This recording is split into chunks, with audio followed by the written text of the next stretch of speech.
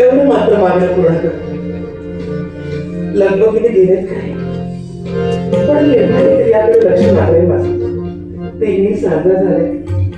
या देवनाऱ्या समयात मोठलेले पुष्पहार सगळं सगळं त्यांच्यासाठी अगदी परिपूर्ण सर्वज्ञ असं वाटत नाही. साधं शृंगार कोणासाठी द्यावा? स्वतःच्या जीवाच्या माणसासाठी. ते व्यक्ती जर आपल्या अवतीभोवती नसेल तर आपण माझे शृंगार सुद्धा करते.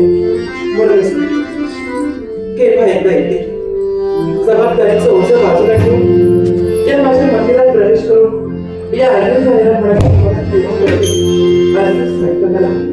असंच वाटतं मला.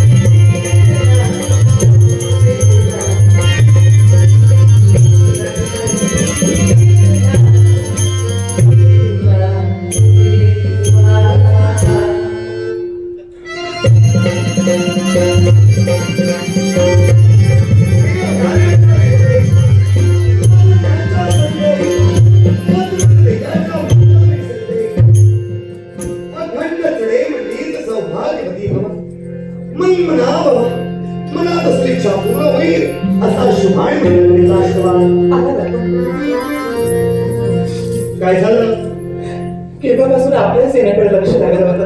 हा केव्हा एकदा आपण या आता डोळे केव्हा पाहिजे असंच वाटलं होतं मला.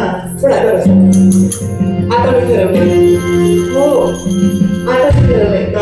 आता तुम्ही माझ्या मंदिरात आलात ना, आता मी तुम्हाला कुठेच जाऊ देणार नाही. मला एक लोक आहे रणभूमीवर पराक्रम गाजून गाजून आपल्या देहाला पुष्कळ श्रम झाले असतील ना, आज त्या सगळ्या श्रमाचं परिमार्जन मी करणार आहे. तुमची सेवा करणार आहे. माझी सेवा हो. आणि या सेवेचं बीज आता मी अंगीकृत केलं. हो, कारण तुमची सेवा हे माझं कर्तव्य आहे. तुमच्या श्रमाचं परिमार्जन करणं हे माझं सुख आहे. आणि म्हणूनच सर तुम्ही तर माझ्या संसाराचे आधारस्तंभ आहात. आणि म्हणूनच या माझ्या संसाराच्या देवतेला, हो या माझ्या पतिमाय परमेश्वराला मला सांगायचं हे देव